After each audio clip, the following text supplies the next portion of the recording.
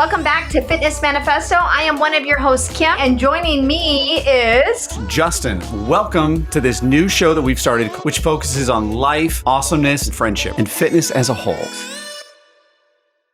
What's up, Justin? Kim, that was like the most muted intro I think we've ever had. What up, Justin? How's it going? Well, I mean, you're usually the extreme and loud one. So what's up? Oh, fantastic. I'm super excited for today. Welcome back to the Fitness Manifesto. How are you doing, Kim? I'm doing great. It's busy. You think with school being in session, it would slow down? It's lies. All of it is lies. Anytime you have kids and you're doing anything, time only speeds up. It's never an in-between. It just flies by. So with that, I think we've got a very special guest today. Are you excited? Super excited for this episode. It is going to be amazing. All right. So we want to welcome in Steve Hlavac into the show. And Steve, welcome. Thank you guys so much. Thank you for having me. Excited to be here. Absolutely. We're happy to have you. Very excited to have you. So Steve, before we get started here, tell us a little about yourself. Absolutely. Yeah. So I am 34 years old. I'm married for the last 6 years now. We have a son. He's a year and 9 months old. His name is Jackson. My wife and I have owned and operated a personal training gym for the last over 9 years. We've gone through quite a bit over the last 10 years of this journey with the business and some personal things. And I'll get into I'm sure the full details of the whole story here in a few minutes. But I've gone through a lot over the last 10 years, and I'm at the point in my life now where I feel like I can provide with my story a little bit of motivation and encouragement for people who may be struggling with the same things. Yeah, that's what I'm here to do. I'm just excited to share my story, hopefully encourage and motivate people to be able to do what I've been able to do, getting through some of these tough things over the last 10 years. Awesome. That's amazing. You said you own a gym. Are you a personal trainer? Yes, ma'am. Yeah. Yep. I've been a personal trainer for over 10 years now, and I took the hard road. I never had a job. So I did 2 internships while I was in college, and right out of school ended up having an opportunity to start a gym. And so without any experience with limited experience in the industry itself. So I was a novice trainer, had no experience with sales, no experience with business or marketing, decided to open up a business. I could write a book on how not to start a business and run a gym with how many mistakes we've made. But we've made it through, I think, being young and just having a ton of grit and being stubborn, having a ton of energy, but also obviously being very passionate about what we were doing in the industry. But yeah, so been a trainer for the last 10 years now. At this point with our business, I do still train. I also train our trainers, and I also communicate with our members on a daily basis, trying to provide as much value as I can. That's awesome. That's really, really cool. That's incredible. Now, you mentioned something here, and I got to pull this thread for a sec because we like to keep it a little bit light before we get serious here in a second. So what is one of the biggest mistakes? Because I've been an entrepreneur for a long time too, and I feel like any entrepreneur can write a book on what not to do, right? Because you fail and you fail fast, but it's how you recover that I found really matters. So in your experience, what has been one of your, what's the biggest moment that you kind of look back on and go, I can't believe I did that? Ooh, wow. I could probably come up with a long list there, but I would say starting the business without having any idea of the financial responsibility that it takes, not having any sort of marketing understanding or budget in place. It really made life way, way harder than it needed to be. I can't tell you though, it's something that personally I needed. I really needed this experience for me as a person, as a man, to grow and to learn, just kind of with how I was raised and everything I went through growing up. While I wouldn't ever recommend the path that I took, I am personally grateful for it because I truly did need it to develop as a person and as a man. Awesome. So you opened this gym, no experience. What got you to that point? So you literally started from the bottom and worked your way up. So now you've dropped a couple hints. What was the bottom where you started from? I went to college and I studied exercise science. I did 2 internships, and it was my second internship where both the trainers couldn't be there that day, and I got to run the gym for that Saturday. And I thought it was the coolest thing. I was like, I am 100% going to do my own thing. During that time, while I was in the internships, I was coaching and training my friends and family just because I loved it and I wanted to share with them what I was learning. And throughout that process, someone ended up offering me to use their space in their garage as a training space so long as I continued to train her. So I trained her for free. She bought all the equipment, turned it into a gym, and then I got to train anyone I wanted out of there. And then all of a sudden, 7, 8 people would start showing up to this little baby half garage, and we had nowhere to really move. And then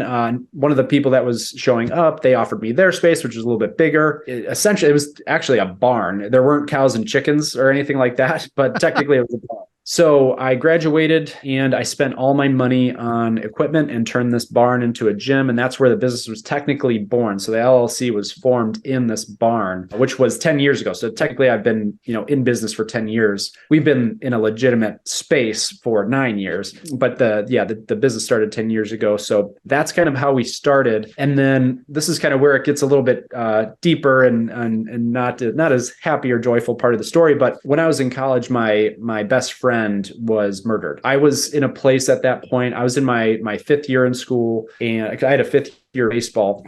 So luckily I wasn't there when this happened. Otherwise I would. If I wasn't playing baseball at the time, I would have been there with him. He was my best friend. He was like my brother. He was my role model. And I'm somebody who I don't really have a whole lot of people in my life by choice. I choose my friends really wisely. I'm very guarded in that way. And so it was a tremendous loss for me. And, it took me through this horrible experience, which we can get into later. But anyway, fast forward several months down the road, I'm at the barn already. I'm doing my thing. I'm training people. I started a business in there. Sean's my friend who was killed. His dad and his brother and I met up to go golfing to plan a fundraiser for his scholarship that he has at the college we went to. When I got there, there's another guy there who I didn't know was going to be there. Like I got there and our golf was paid for, and there's these Pro V1 golf balls in the golf cart. I'm like, I have no business hitting these things. What are we doing? And it turns out this guy paid for everything. Little did I know throughout the day, Sean's dad was really talking to this guy about what I was doing and everything. And turns out that he was one of the biggest investors in our college's history. And at the end of the day, he wanted to support what I was doing.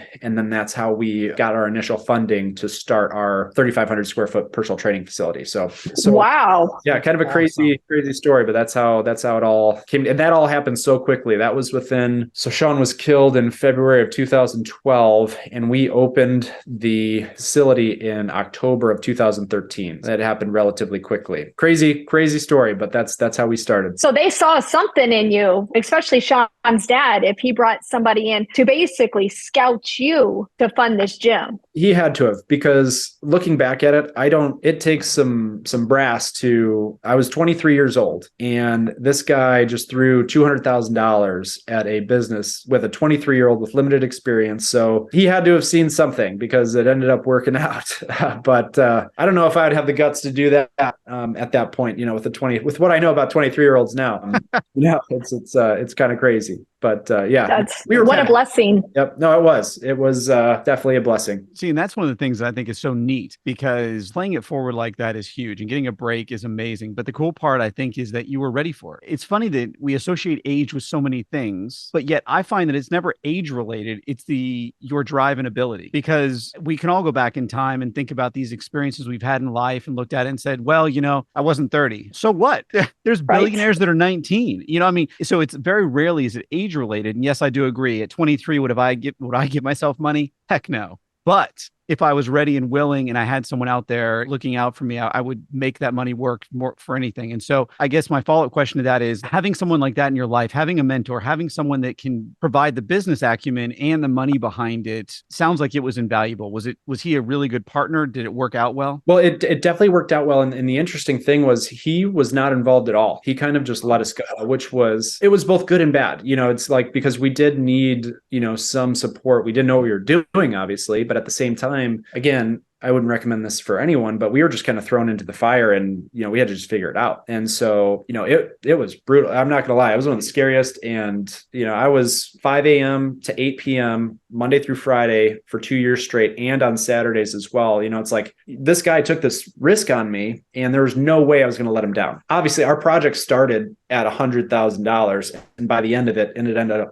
doubling to 200 because of all the of course modeling and all that stuff. So I was like, oh my gosh, like there is no way I'm going to let this guy down, after taking this huge risk on me. And I think that was a big part of it. One thing that you made me think of too with the wisdom, because I think that's so true, age does not equate to wisdom, as we all know.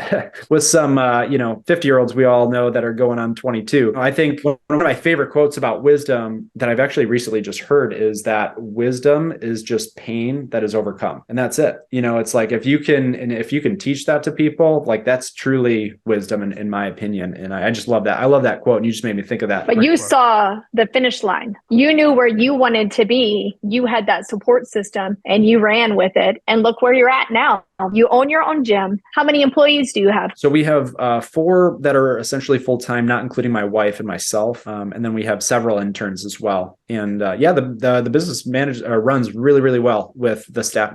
Our staff is unbelievable. We are so lucky because I tell you what, these people are fantastic. They work really hard. They love what they do. Great employees. It's just, we are so lucky. I'm like waiting for something. I'm like, is this too good to be true? What's going on here? And that took time. That took a lot of time. We've never had a team like this. So I am so grateful for our employees and the team that we have. They are awesome. So I want to give you just a slightly different perspective on this, because in my quote unquote real job, this is one of the things I do. And it's so funny to me because almost every entrepreneur out there or anyone in an organization that has a good team is grateful for it. And I want you to be grateful. But you have to realize that it's you that puts the team together. It's not, I mean, come on, we all grew up on the A team. Like, Hannibal was the central figure and you've got all these other people around him, but he built the team. So your wife and you, I don't want to discount the fact that you guys also have a gift for team building. And at some point, it's worth going into this conversation today. Probably we won't, when you come back on, we'd love to have you. It would be talking about how you build a team, because it's one of those things that people take for granted a lot of the time, right? But team building is the hardest part of a business. Anyone can make money. Anyone can make sales. Anyone can go on the internet. Okay, that's easy. I hate to say that, but that's the truth of it.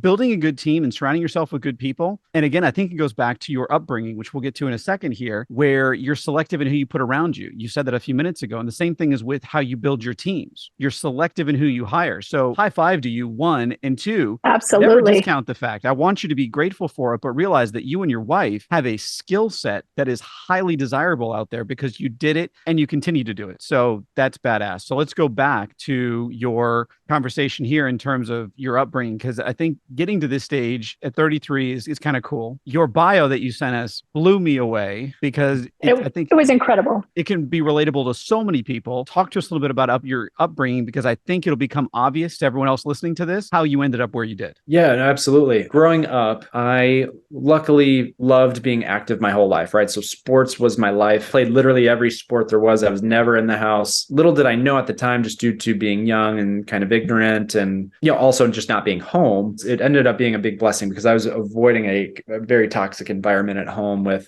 just drugs, alcohol, addiction, toxicity between family members. There's just a lot of negativity that I was avoiding in, being involved with all the sports. So very lucky. I didn't even realize that until later in life. So I'm just very, very grateful for that, for sports. And with sports, as I got older, I'm not the tallest guy in the world. I'm not the biggest or fastest or strongest. And one of my brothers is 6 years older than me. He's somebody who's genetically gifted. So if he looks at a weight, he gets bulky. He's one of those guys. And, he's 6 years older than me. He was a freshman in high school. So I was in fifth grade or something. And I saw him come home from football practice. Oh my gosh. I didn't even know muscles like that were even possible. So that really inspired me to get into training, along with all the benefits of, seeing the improvements in performance and the rewards you get for that and how good you feel after. So I fell in love with training from a young age. I started working out at 11, fell in love with it then. And that continued on all through high school. And then all through college, I played football and baseball, which was amazing. And I mentioned earlier that in my 5th year, and I kind of skated past this earlier, but the honest truth about my 5th year in college is not due to just having a 5th year of eligibility for baseball. It was because I didn't like school. I didn't care about school. I was so immature. Part of it too was my family growing up. They never held me accountable for anything. I was the kid who got to college. I didn't know how to do my laundry. It was bad. I was a child. I was very much a child for a long period of my life. So anyway, I get to college and I get to my 5th year. And in 2012, this is when my best friend and I, so interestingly enough, he was randomly assigned as a roommate my sophomore year in college, which was crazy. Kind of funny. He shows up, he's a redheaded kid and shows up to a football meeting. And he usually had a chin strap with a goatee, but for whatever reason, his goatee was shaved. So he just had really long red sides. He looked like a weirdo. I was like, no way this dude is going to be my roommate. He looked like somebody from The Burbs. You guys know that Tom Hanks movie? Of course. Yeah. Yes. What is happening? So, but anyway, but then I met him and it was one of those moments where you just immediately connect with somebody and we just hit it off. And I just felt like I could talk to him immediately. It was just, he immediately became a best friend of mine and a brother. And so Fast forward through college, we're best friends. The kind of inseparable. He had graduated. He already got his first year out of college. He got a job as a teacher, which was really hard to do at the time. So he's a second grade teacher. And what happened was he was going back to going back to where he went to college because he was the president of the education club when he was a senior, and he wanted to go visit everybody, right? So they did a bowling event. So he met up with one of our other best friends who was at this bowling event because he was a teacher as well. They ended up going out to a bar that most of the college students at our college went to. It was kind of like as our college bar. Basically, what ended up happening was there was a North Central student and another random person sitting at a booth, and they were kind of like jawing back and forth at each other. And so my friend Sean and Brad saw it happening. They're like, we should remove our friend from that table to stop that from happening. So they go over there, get them to shake hands. As soon as they shake hands, this guy from across the booth pulls out a SWAT team tactical grade switchblade. It reaches across the table, stabs the other student right in the chest. Oh my goodness. This student was so lucky. Your heart and your diaphragm rest on each other. The blade went in between. So he survived. Wow. The guy just tried to walk out of this place. Sean went after him. Guy still had his knife out. I saw the security footage. It's unclear if Sean actually like put his hand on his shoulder, but you could tell he's like yelling at him to stop. As soon as he got close, he turned around, stabbed him straight through the heart. According to the report, he had like a 3% chance of living, but he got stabbed straight through the heart. I mean, essentially he had no chance.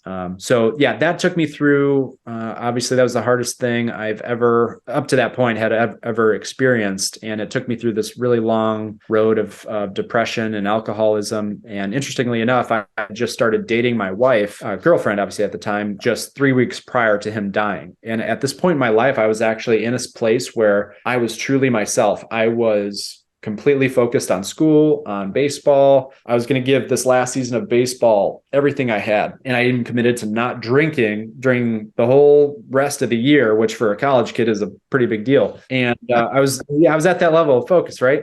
And then he died. And then a couple days later, we were at a bar, and that first drink happened, and then everything just kind of spiraled down from there. And I brought Kate through just the ringer over the following 9 months. I didn't treat her well at all. I gave her every reason to leave. And at one point she did. And I'm glad she did, because I was treating her so poorly. Fast forward to December of 2012, about 9 months into my depressive state. And I run into her at one of our best friends' birthday party. It was like a sign from God. When the second I saw her, it was like a fork in the road moment of my life. It was like, literally, I felt like I could hear the universe or God or whoever telling me, like, this is your last chance. And ended up talking to her, convinced her to leave and go talk somewhere. And I literally told her that, listen, if I don't change, if I ever treat you the way I have ever again, I want you to leave me and never talk to me again. I held myself accountable. She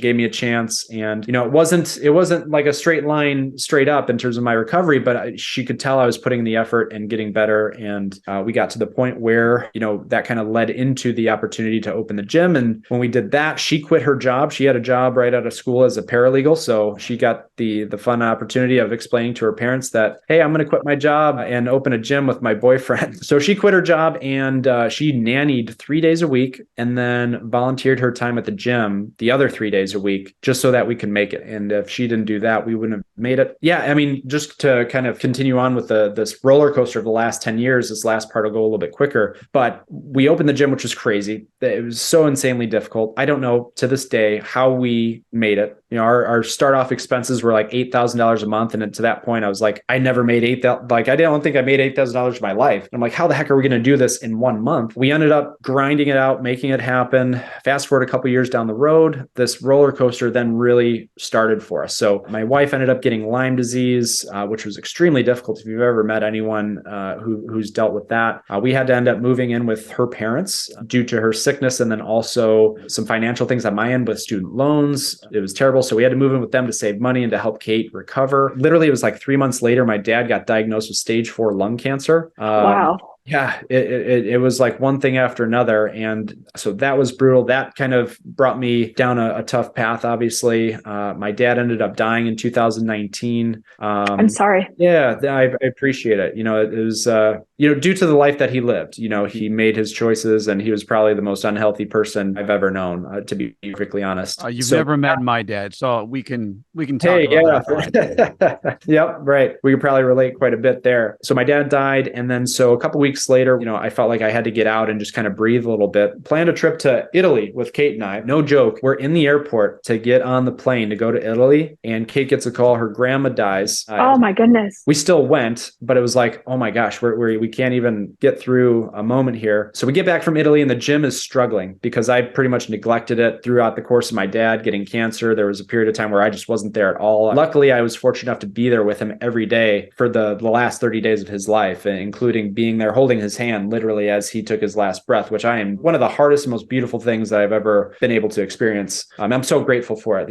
more so for him, that we were all there. It was insanely hard for us, but we were there for that. After my dad died, get my mind right after Italy, we recover the gym, right? We build it back up. We get the culture going again. The business is doing good. We build it up to the point where we had our best month of revenue ever. We have the most members. We're helping a ton of people. That best month was in February of 2020. And it was just like a plane crash. It was crazy. We all know how that went for all the gyms. Got through that. Did you guys lock down completely? We did. Yeah, we had to lock the doors, but had to shut everything down. It was miserable. Ended up making it throughout that time. I really do believe that with all the stress of the last 10 years, it had something to do. I ended up developing arthritis in my hip to the point of like a 75-year-old. I actually just had a hip replacement in May. Wow. Wait.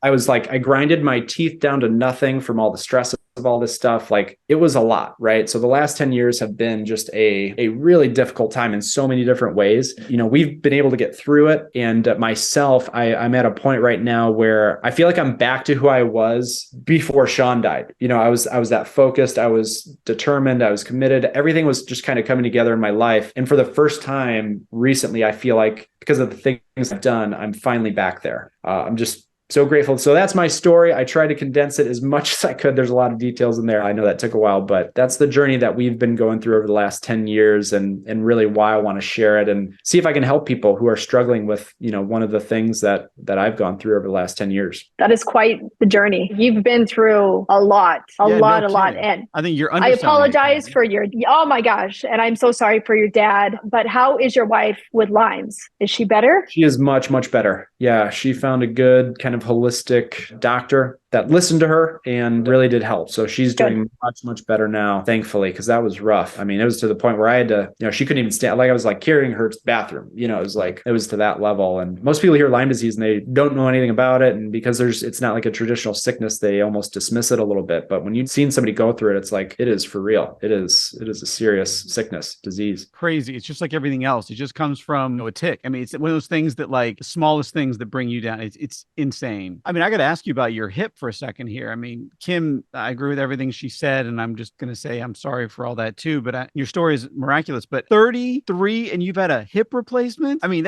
how is the recovery for that? Like, tell me, I'm dying to learn about this. Yeah, according to my surgeon, my hip was that of a 75-year-old, which was so nice to hear. But warm fuzzy. And it wasn't due to anything that I was doing. It had nothing to do with sports. According to what he said, it was just degenerative, so I had bad genes, essentially. It did run in my family. So my dad had both his hips replaced. My grandma on his side had his replaced. My mom has had her hip replaced. So it's like I was kind of standing in line for one. But they probably weren't in their 30s when they got it done. True. It's very, very true. But anyway, so I was blown away by the process. It was so easy, especially when you know what goes down with a hip replacement. Like if you don't, I wouldn't recommend Google or YouTubing it. Don't look at it. It's nasty. Like it's power tools and the whole thing. The surgery itself only took an hour and a half. My surgery started at 7 a.m. It was outpatient. I was out of the hospital at 3 o'clock with a new hip. I didn't have to take any serious pain meds. My recovery was fantastic. Didn't have to worry about any of that. Granted, I had the benefit of being young and also knowing what to do before and after, having the surgery, but I couldn't be happier. I'm at the point now where I'm starting to really start to build the strength back up on that leg. For a while, it takes some time to get the mobility going, the stability in the hip there, the whole thing. But I'm at that point now where it's like, I feel fantastic.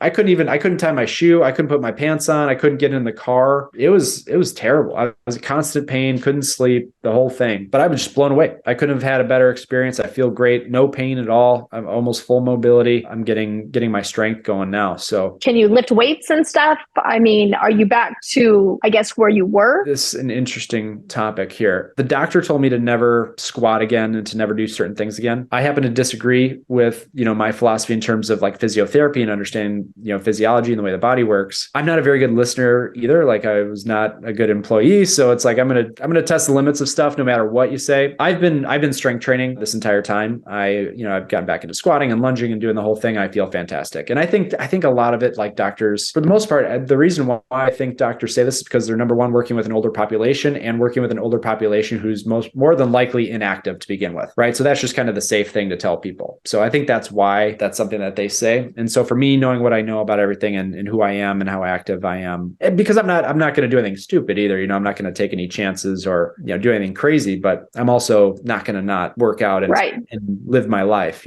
Absolutely. So that's one of the things that I think is so funny is that, so I'm a big believer that I think my dad and my brother are both physicians. So I'm like the odd man out. I went the business route, all this kind of stuff, right? And they are hardcore Western medicine. And I love Western medicine. Trust me, I'm very glad to live here. I get all this, right? But I think there's a lot of wisdom in the body by itself. And I think there's also wisdom in movement, just in general. When you are sedentary, you become sedentary. You need to move, getting blood flowing. It's very important. The human body is an actual work of art, I think. And I think we need to honor that, especially in recovery, where yes, did you need downtime? I'm sure you did, dude, right? Like I can only imagine, but then you got to get up and I'm sure it hurts the first couple of times, but now you're probably recovering faster. You're probably going to have longer longevity out of what you're doing. And you're probably going to have more mobility because of what you did. And it's funny because Western medicine doesn't teach you that stuff. They're so litigious that they're afraid to go the route of, you could do this, but I could get sued. So hang on, here's a pill. Here's one stretch. Good luck. For sure. Yeah. You're so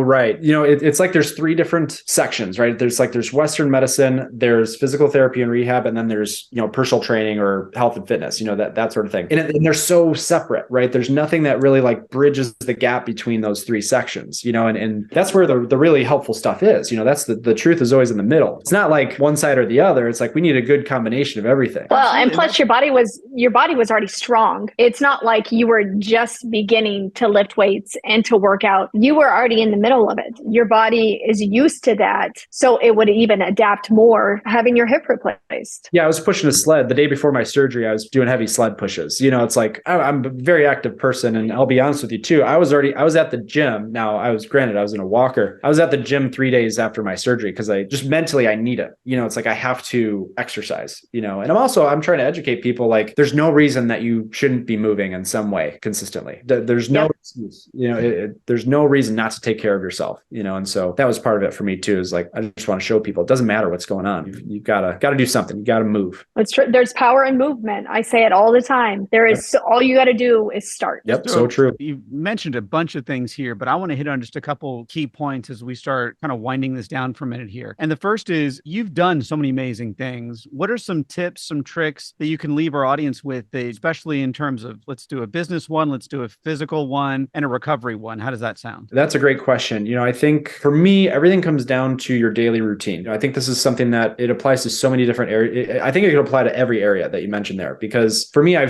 have three non-negotiables every single day, and I'll kind of explain what they are and what they do for me and how I think they apply to all those areas. So for me, I wake up at the same time every single day. That's number one. Number two. What time is that? I'm curious. It's stupid early. 3:30 in the morning every day. Monday. What time do you go to bed? About like 9:30 or 10 o'clock. I function really well off of 6 hours of sleep. Anything more than that, I'm like more tired. So it's just the reality of like how many things I'm trying to do, and literally like I'm contemplating waking up at 3 o'clock because of how much I'm trying to do right now. But that's no joke. And you can, if you don't believe me, follow me on Instagram. You'll see me at, no joke, every day, 3:38, 3:39. By the time I get to the coffee machine, you'll see me making coffee every single day. So I'm not just saying that. You can follow me. I won't miss a day, I guarantee you. So every day, 3:30 in the morning, wake up at the same time. Second thing I do is I always put good things in my body, right? So good nutrition. The third thing I do every day in some way or another is I move. I exercise every day. Those three things. And the reason why those three things are important, and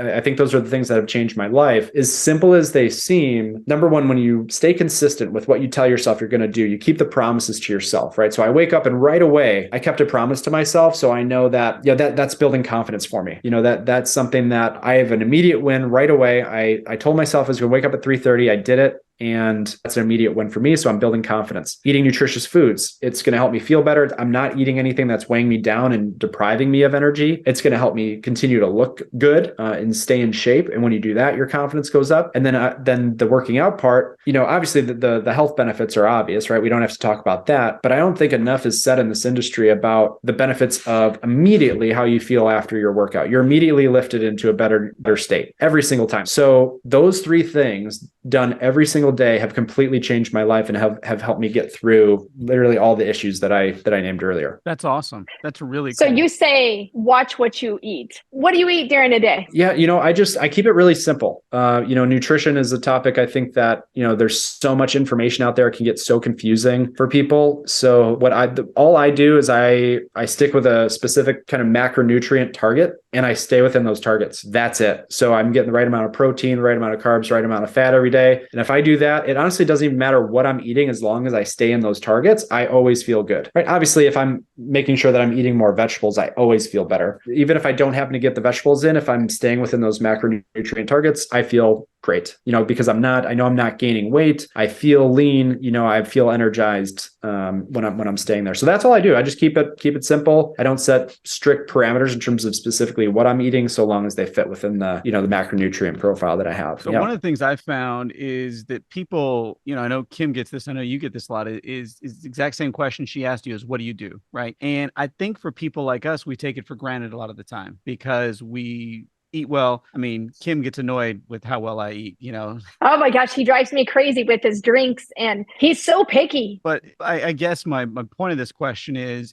I think you need to be picky, one, and two, when you start thinking about this and talking to people, what do you say? Because when you talk about macronutrients, it's very funny. We know exactly what you mean, but you're really talking about the carbs you get. But you're not just talking about carbs. You're not talking like, hey, I'm going to do a pixie stick, right? No, it's it's the type of carb. It's how am I nourishing my body, right? Whole grains, that kind of thing, I'm assuming. So walk us through just a little bit of those micronutrients that you're talking about, because, fats aren't created equal. Sugars aren't created, all these things aren't equal. So in your mind, just give us a couple examples of things that fit in that profile that you would recommend. 100%. And so whenever I start with people, I don't even care what it is that they're eating. I don't care if it is a pixie stick, as long as they're staying in, because some of these people, as I'm sure you guys are aware, some people are so far off that it's like, oh my gosh, you don't need any detailed information right now. We need to reel you in a little bit, right? So I consider it a huge win if I can get you within a specific, range in terms of macronutrients, regardless of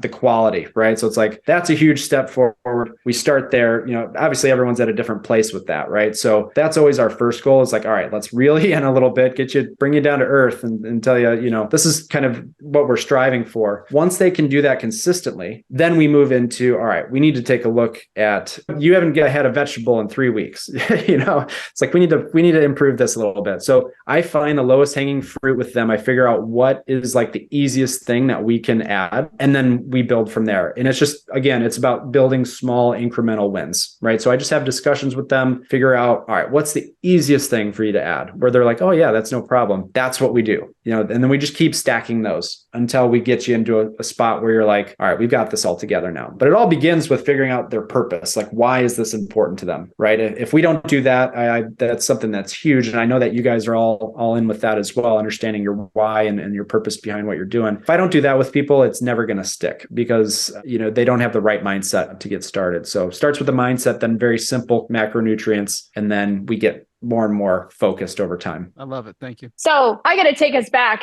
in the conversation. You kind of skimmed over growing up. Your parents were addicts, correct? Yeah. So my dad struggled with alcohol, and my mom did as well, and still does, to be perfectly honest with you. So my mom is still alive. Interesting story. She lives in Jamaica right now, not because she's retired, which is another long story, but that's just the truth. That's where she's at right now. But yeah, my parents struggled with addiction to alcohol. I had siblings addicted to drugs, in and out of rehab, jail, the whole thing. And like I said earlier, I was really lucky to never be home. I was leaving for school by 7:30 in the morning, wouldn't get home till 7:30 at night, and would have homework and go to bed. and do it again. So I was very lucky to be removed from that situation. I didn't really fully understand what was happening until I graduated high school, to be honest. Until my senior year, I started picking up on stuff that was going on. And by the time we graduated, my parents got divorced.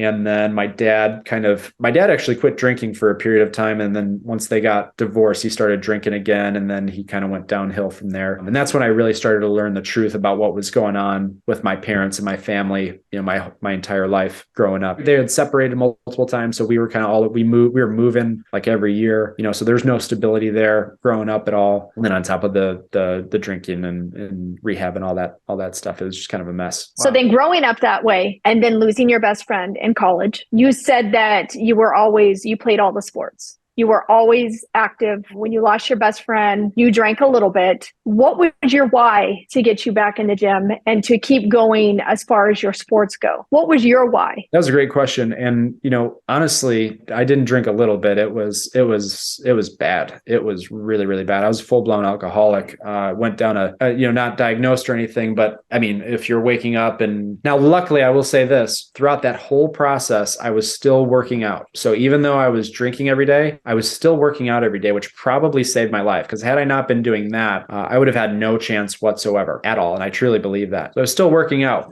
What got me out of it was my wife, my girlfriend at the time, and she's now my wife. And, she was just so patient with me. And because that one point she had enough and she left me, that was the moment. That time by myself was so important for me to really figure out what was going on. It was like a slap in the face moment where I was like, okay, she's gone. I got to be alone for a while, which was really hard. And that's when I hit rock bottom. But that's what I honestly needed for that point, because she just wasn't sticking around enabling what I was doing. Whereas I had other friends and family in my life that weren't helping me. They were drinking with me. They weren't speaking up. They weren't helping in any way. Where she tried and it didn't go well, so she left. And then I realized at that fork in the road moment I mentioned earlier that my life was going to head in one of two directions if I didn't keep her in my life. And luckily, bless her heart, she gave me another chance, and I've taken her down this crazy roller coaster ride over the last 10 years, and she is still with me somehow.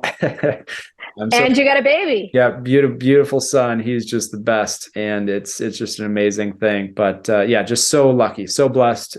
People were put in my life at just the right time, and it's amazing. If you in those moments trust your conscience, trust your gut, it's going to lead you in the right direction. And luckily, I did. I had that moment where I made the right choice. So looking back at everything that you've been through, everything that you've seen, everything in your lifetime, and to where you are now, for people that are listening, that are hearing your story and may have already been down the path that you've been or are starting to go down that path. Of course, not everybody's going to get the opportunity to get an investor like you did, which is incredible. What advice would you give them? What would be their fork in the road? Yeah, I think the first step, if you're in a place like that with whether it's depression, if you're addicted to vices or anxiety, whatever it might be, is to have the courage to remove the people who are enabling you. So get out of that crowd, because they just want to they don't care about you. They're just keeping you around so that they feel better about themselves. And then at the same time, try to find somebody who actually does care about you and who will support positive habits in your life rather than the ones that just aren't productive at all. So that would be step one. And then I would say step two would be just to pick one thing that you can start doing every day to start building your self-confidence, because that's ultimately what it is. Like you're so depressed and so down on yourself that, confidence is really going to be the thing that gets you through it. And so find that one thing that you can start doing every day, that one win that you can have every single day, that promise that you can keep to yourself. Because once you can start doing that and start building those small wins over, as silly as they might seem, like waking up at the same time, eating good food. It's like, what does eating good food have anything to do with not being depressed anymore? It's like, you'll be surprised, and so start stacking those small wins over time and you'll find your way out. I mean, first of all, Steve, this has been an awesome interview. And I think that we've learned a ton. And I think there's a lot of great examples here. And I don't know if I could summarize here, I would just say that there's a lot of faith, a lot of trust, and a lot of persistence, right? I mean, I think that's the handbook for success in a lot of ways. And I think you embody these in so many ways. And one thing I think is really cool is it was like reading, it can't get any worse. Oh, it gets worse. Wait, it can't. Wait, it did? But you kept coming out of it and you kept persevering. And I think that it's just so cool and inspiring in so many ways. And your attitude and the example that you lead by is just awesome. So I want to say from me to you, thank you. And this has been a lot of fun, and we'll definitely have to have you back on. Yes. Thank you so much for sharing your story and, for being on our show. It means a lot, especially that you heard us and you approached us because you want people to hear your story. And we're so thankful that your wife kept showing up for you. Oh yeah. Yeah. Hopefully you guys will meet her sometime. You'll know from the second, she's an unbelievable person, and she saved my life. And, so did, fitness and all this stuff. So I can't thank you guys enough for, having me on and taking the chance of some random guy just sending you a message and, hoping for the best. So I really appreciate the time. Absolutely. I think there's Kim, we never talk over each other. I can't believe this. Well, we got so much to say. There's so much here that we could cover and go back on. We definitely got to have you back on. Love to. Absolutely. That'd be great. And don't forget, we'll put all your social stuff down below on all the episodes. And Steve, we wish you all the luck. Thank you. Thank you. Thank you guys so much. And that concludes today's episode of the Fitness Manifesto. I know you guys enjoyed it. And Kim, I want to say thank you to you and to our audience for making this podcast what it is. Yes, we wouldn't be here if it wasn't for you guys. And stay tuned for the next episode.